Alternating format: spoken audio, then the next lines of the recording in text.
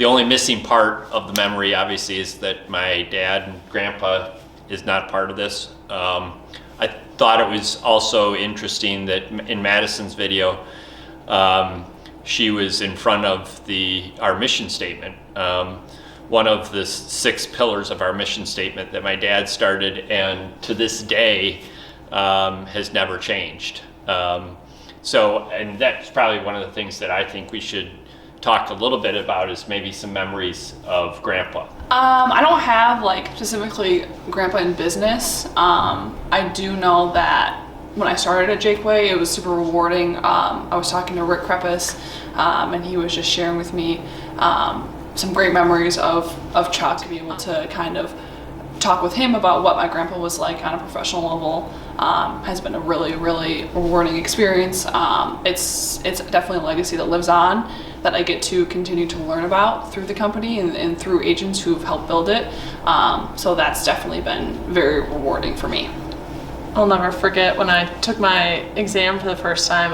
I called him and was telling him how stressed I was about prepping, and he said, well, I failed the first time I took the test. He's like, I sat for 30 hours of insurance exams and passed those, but that real estate test is hard. So don't worry, you're not gonna fail if you fail the first time. Like it will all be okay. So, he was always supportive and always there to lend a joke or a smile to kind of lighten the mood. So, and the funny part for that for me is when I took my exam, and my grandpa had since passed.